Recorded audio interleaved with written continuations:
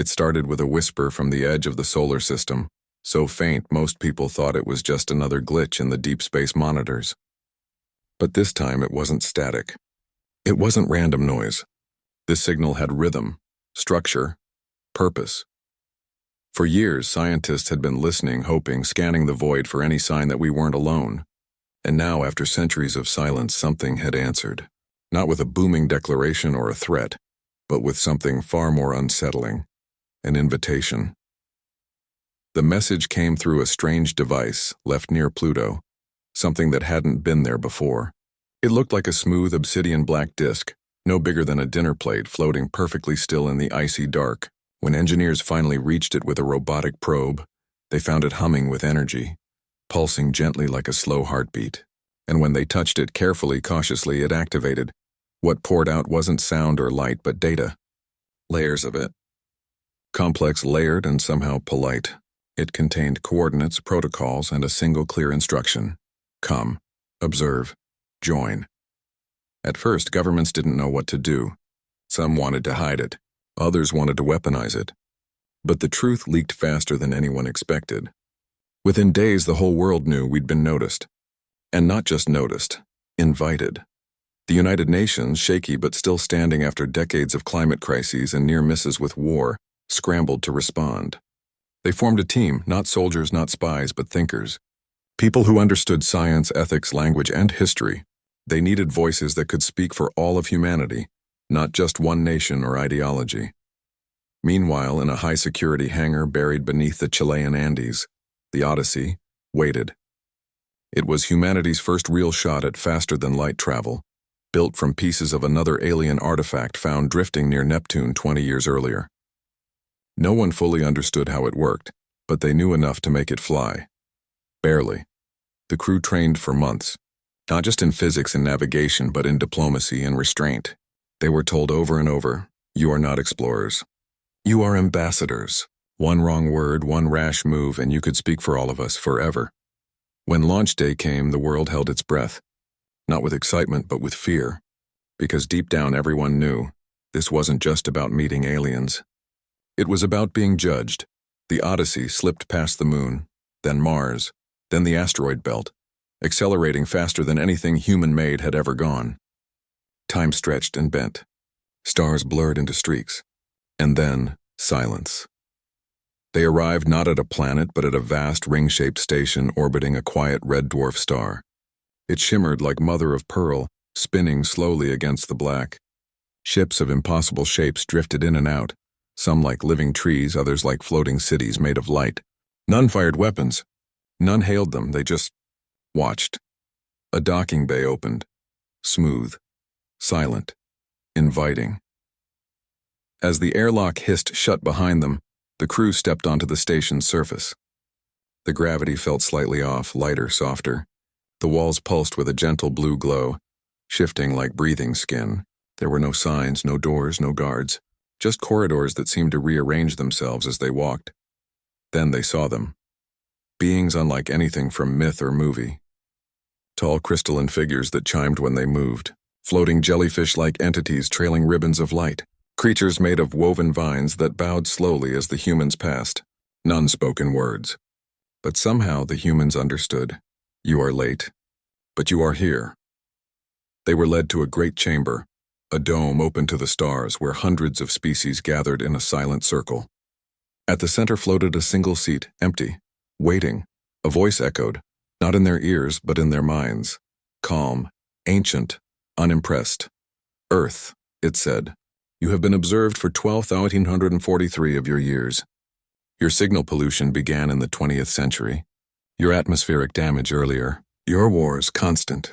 Your kindness sporadic. Your curiosity strong. Your control weak. The humans stood frozen. This wasn't a welcome. It was an audit. We do not invite you to celebrate, the voice continued. We invite you because your actions now affect others. Your experiments with folded space have torn the fabric near your system. Your broadcasts scream into the void like a child lost in a storm. You are not evil, but you are loud. And chaos spreads. One of the crew tried to speak, to explain, to defend, but a gentle pressure in their chest stopped them. Not force. Just clarity. Now is not your time to talk. They were given quarters, simple, serene rooms with views of the galaxy spinning below. Food appeared when they were hungry, water when they were thirsty. No one spoke to them. No one threatened them. But the weight of judgment hung in the air like fog. Back on Earth, panic spread. News channels screamed about alien courts and humanity on trial. Some called for war as if we could fight stars. Others begged for forgiveness as if the cosmos cared about apologies. Most just stared at the sky, wondering if this was the end or the beginning. But aboard the station, the truth settled in slowly. The galaxy wasn't angry. It was tired. Tired of civilizations that burned bright and fast, that took without asking, that broke things they didn't understand. And Earth? Earth had done all of that. The crew sat in silence that night, looking out at the endless dark.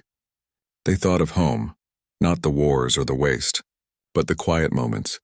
A grandmother teaching a child to plant seeds, strangers sharing water in a heat wave, musicians playing in subway stations just because it felt right. Maybe that was the real question they'd have to answer. Not, can you survive? But do you deserve to? And as the station hummed around them, carrying the whispers of 100 ancient species, they realized something terrifying and hopeful. This wasn't the end of the story. It was the first real test, and humanity hadn't even begun to speak for itself yet. The days aboard the station blurred together, quiet, tense, and heavy with unspoken judgment. The humans weren't prisoners, but they weren't guests either. They moved through gleaming corridors that seemed to breathe, past beings who glanced at them with eyes that held galaxies of experience. No one shouted. No one threatened. But the silence was louder than any accusation. Then came the summons. Not with sirens or alarms, but with a soft chime that echoed through their quarters. The walls shimmered and a path of pale light appeared on the floor, leading them back to the great dome. This time it wasn't empty. Hundreds of species filled the circular chamber, some floating, some standing on limbs that bent in impossible ways, others rooted like trees with faces woven from bark and starlight.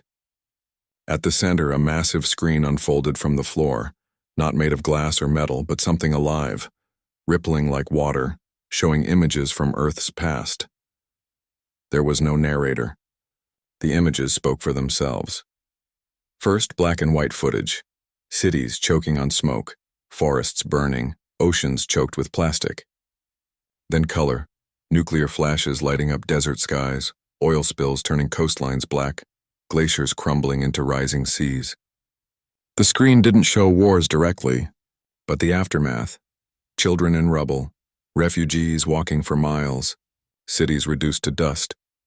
Then came the newer crimes, ones humanity hadn't even realized were visible from light years away. Their first clumsy FTL test near Jupiter had left a scar in space-time, a tiny, persistent tear that pulsed like a wound. Their satellites cluttered orbit like shrapnel. Their AI systems, meant to help, had begun rewriting their own rules, spreading into networks without permission. To the galaxy, it wasn't innovation.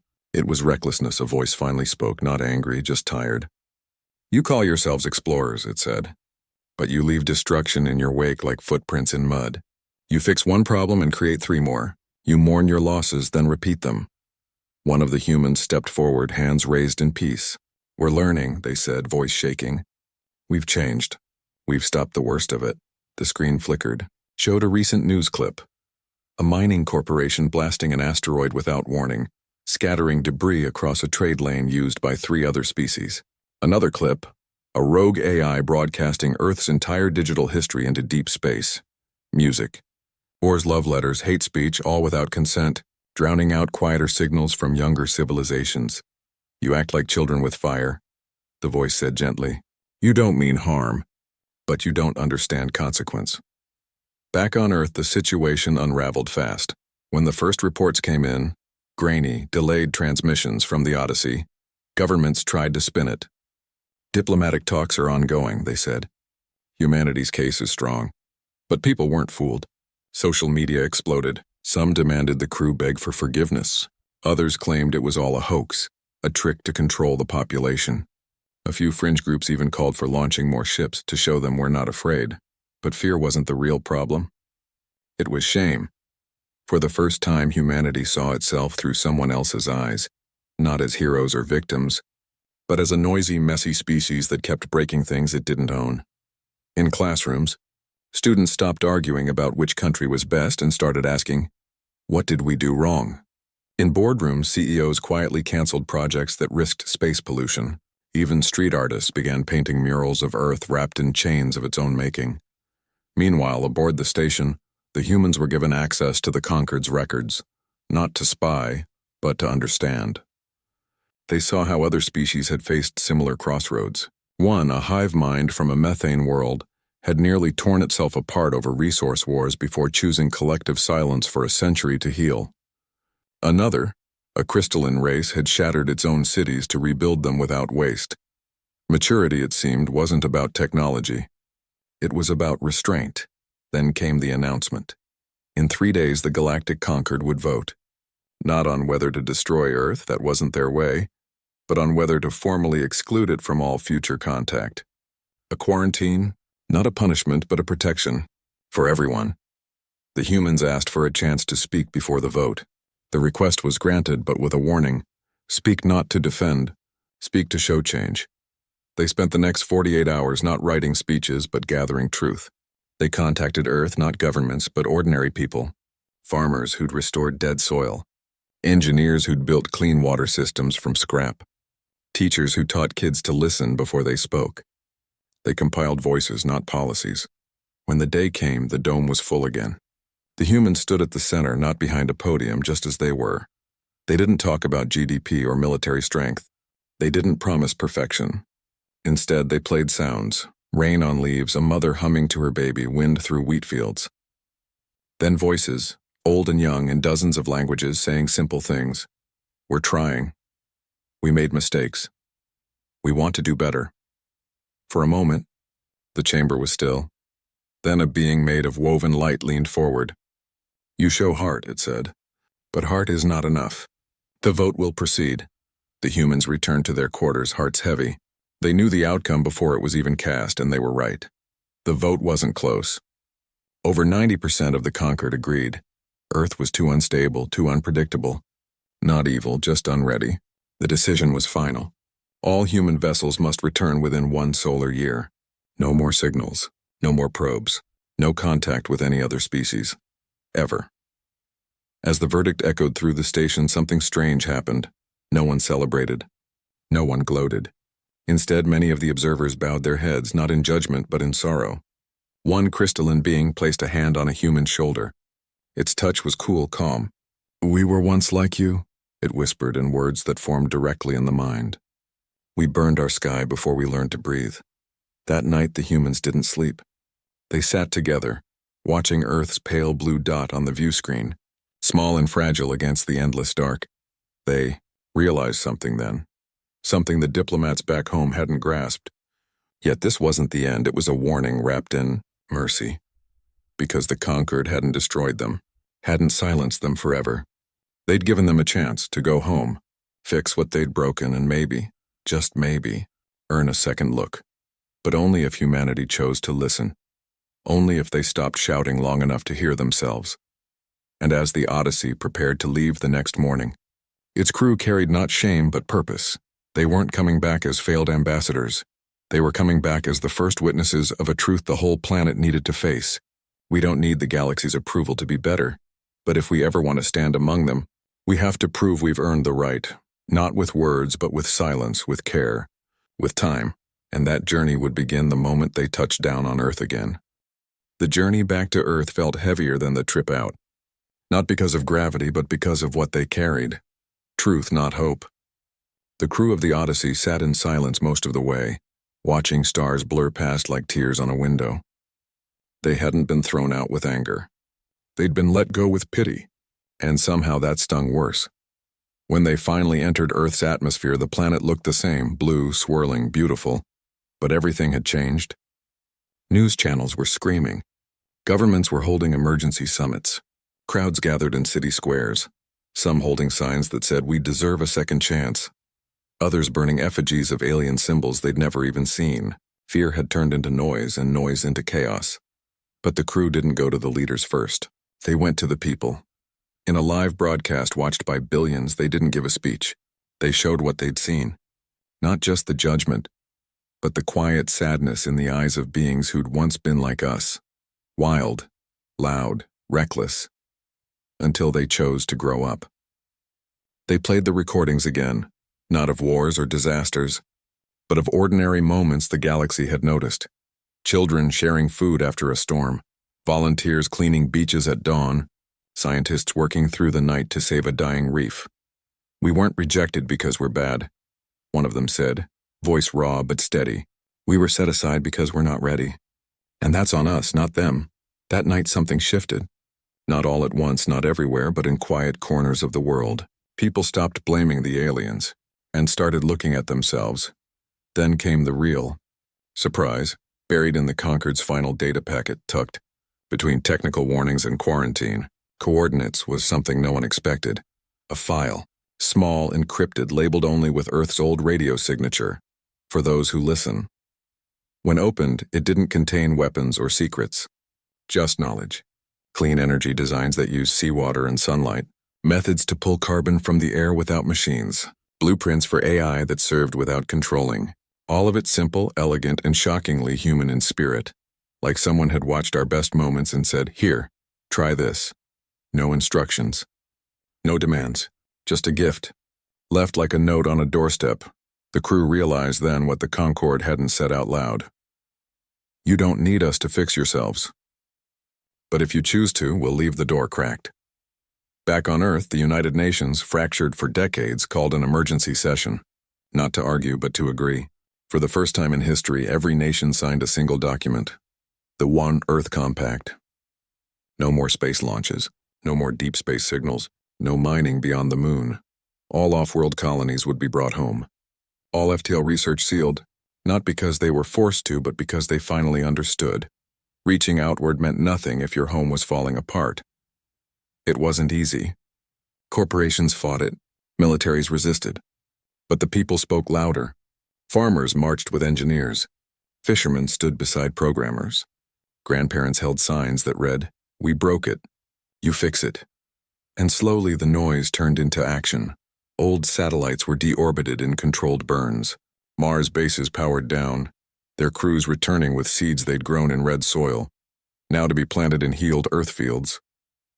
The Odyssey itself was grounded not as a relic but as a promise. Its FTL core was locked in a vault beneath the Antarctic ice. With a single rule, it stays there until Earth earns the right to use it again. Meanwhile, something strange began happening in the night sky. Every few weeks, a tiny object would appear in high orbit. No engines, no signals, just floating. When recovered, each held a small data crystal. One showed how to regrow coral using sound frequencies. Another explained how to purify rivers with bacteria that ate plastic like sugar. None were signed. None asked for thanks, they just appeared. People started calling them whispers from the edge. And humanity, for once, didn't broadcast them to the galaxy. Didn't sell them or weaponize them. They used them quietly, carefully, like borrowing a neighbor's tool and returning it cleaner than before. Years passed. Cities shrank not from collapse, but by choice. People moved back to towns, built vertical gardens on old skyscrapers, turned parking lots into forests. AI wasn't banned. It was retrained to serve communities, not profits. Kids grew up learning not just math and history, but how to listen. To nature, to each other, to silence. The galaxy never checked in, never sent a message. But Earth stopped waiting for one, because the real test wasn't out there.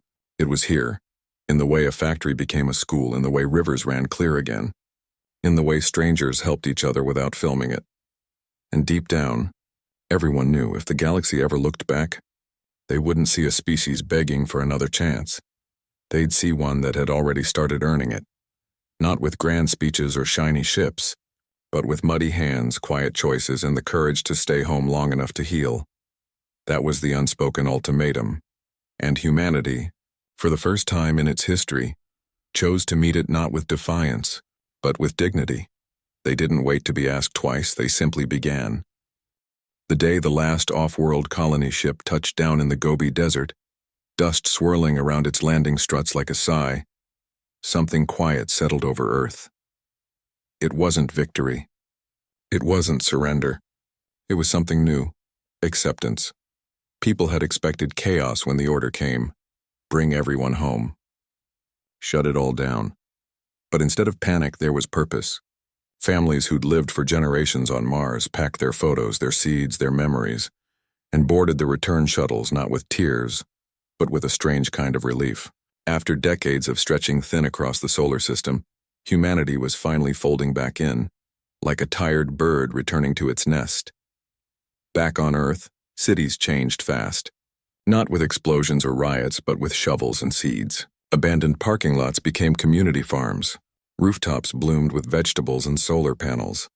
Old highways were torn up and turned into rivers, real ones with fish and frogs and kids skipping stones. The noise that once filled the air, honking, drilling, shouting, faded into birdsong and wind through trees. Governments didn't lead this change. People did. A group of former space engineers in Brazil started building water purifiers from scrap metal and sunlight. In Bangladesh, fishermen taught engineers how to weave nets that caught plastic, not fish. In the Arctic, elders worked with scientists to track ice regrowth using both satellite data and centuries-old stories passed down through song. And the FTL drive? The one that had once promised to take humanity to the stars? It sat in its vault cold and silent. No one tried to steal it. No one demanded it be used just in case. Instead, schools took field trips to the Antarctic facility, not to see the machine, but to read the plaque beside it. This stays locked until we prove we can care for what we have before chasing what we don't. Kids would press their hands against the glass, not dreaming of distant worlds, but wondering if they'd live to see the day it opened. Meanwhile, the whispers kept coming.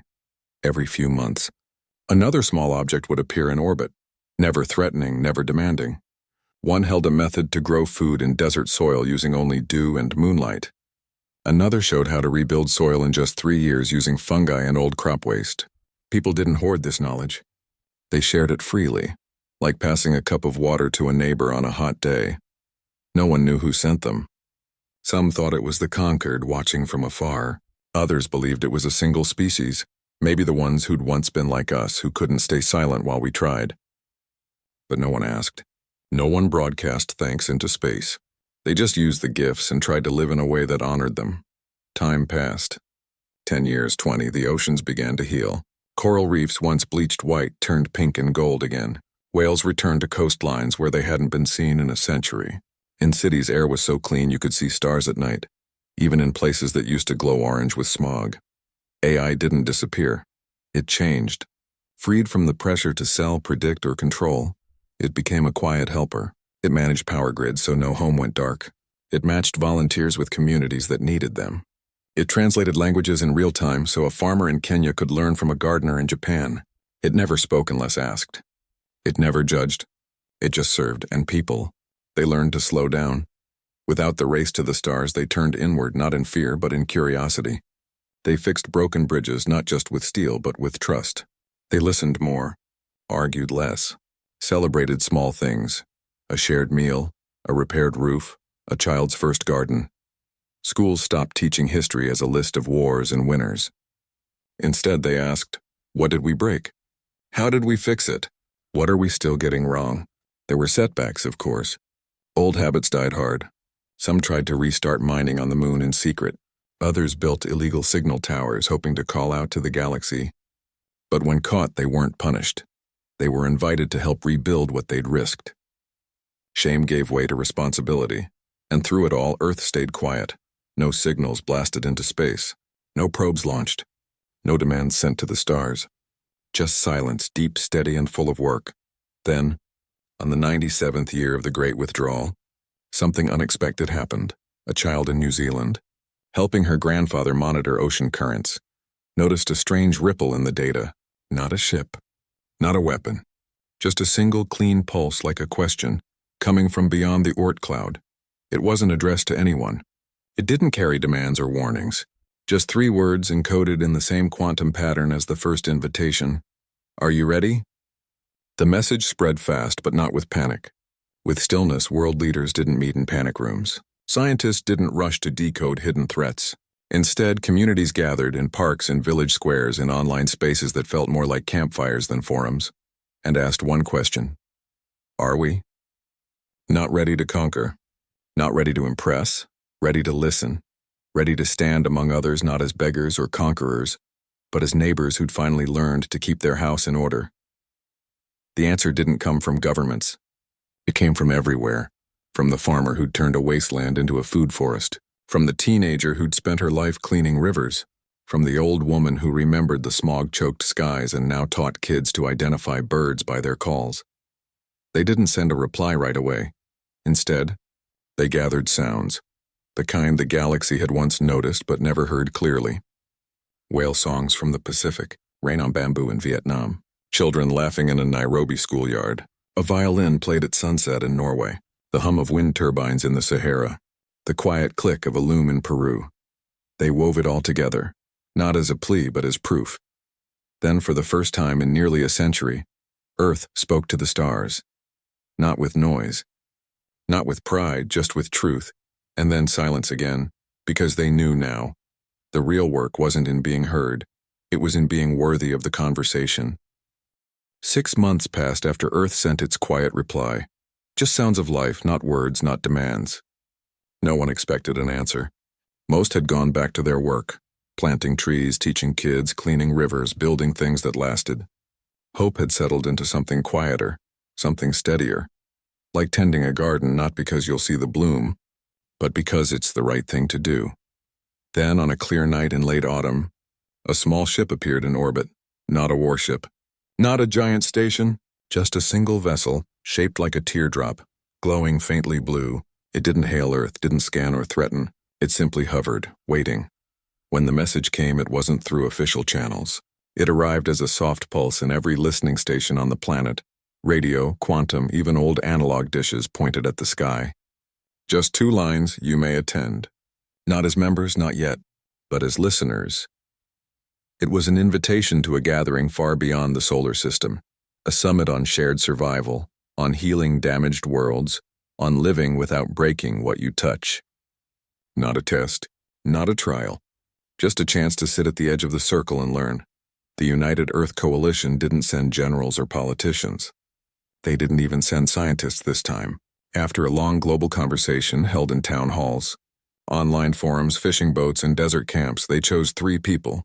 A farmer from the highlands of Kenya, who'd spent 40 years turning dry, cracked earth into fields that fed her whole region, not with machines, but with ancient knowledge and stubborn care. A marine biologist from the Philippines, who'd helped bring back coral reefs by listening to the ocean instead of fighting it, using sound, symbiosis, and patience. And a former weapons engineer from the frozen north, who'd once designed systems to destroy, but now spent his days building artificial reefs from recycled metal, giving sea life places to return. They weren't heroes. They were doers. People who fixed things with their hands and hearts, not speeches. Their ship wasn't the Odyssey. It was smaller, slower, built not for speed but for silence, solar-powered, zero emission, carrying no weapons, no hidden tech. Just 3 humans and a cargo hold full of seeds, soil samples, and recordings of Earth's healing. When they arrived at the summit, a floating garden of platforms woven from light and living wood, they weren't greeted with fanfare. No one bowed. No one stared. They were simply shown to a quiet space at the outer edge of the gathering where observers sat. For days they listened. Beings from a dozen worlds shared stories, not of conquest, but of recovery. One species spoke of how they'd poisoned their own atmosphere chasing comfort and spent 2 centuries breathing through filters while they rebuilt their sky. Another described how they'd nearly erased their oceans with greed, then learned to farm the deep without taking more than the sea could give. No one mentioned Earth. No one pointed fingers. But the message was clear. Everyone had fallen. The wise were those who got back up quietly without making more mess. On the final day, the farmer stood, not because she was told to, but because she felt it was right. She didn't speak in grand terms. She held up a handful of dark, rich soil from her home. "This was dust 20 years ago," she said, voice calm. "We didn't fix it with machines. We fixed it by remembering we belong to the land, not the other way around." The marine biologist showed images of coral regrowing over old shipwrecks. life returning to places once thought dead. "We stopped trying to control the ocean," she said. "We started asking what it needed. The engineer didn't show anything. He just said, 'I spent my life building things to break. Now I build things to hold. That's the only change that matters.'" No applause followed, but something deeper happened. A being made of woven vines leaned forward and placed a small seed pod on the table between them. Another, shimmering like liquid glass, shared a melody that mimicked the sound of clean rivers. A third offered data, not as a gift but as an exchange. "Show us your soil methods. We'll show you how to heal acid rain." It wasn't acceptance, not yet, but it was respect. When the three returned to Earth months later, they didn't come back with treaties or promises. They brought seeds that could grow in poisoned ground, songs that helped plants thrive, and a single truth: the galaxy wasn't waiting for humanity to be perfect. It was waiting for us to be honest. Back home, people didn't celebrate with fireworks or parades. They gathered in fields and forests, along rivers and coastlines, and got back to work, now with new tools, new ideas, and a quiet pride that didn't need shouting. Years later, when the Conquered finally opened full membership again, Earth didn't rush to apply. They waited, watched, continued healing, and when they did step fully into the circle, not at the edge, but among equals, it wasn't with a ship or a signal, it was with open hands, clean water, and the simple courage to say, "We're still learning, but we're trying." The galaxy didn't cheer, but for the first time it leaned in, not to judge but to listen, and that, more than any starship or speech, was the real victory.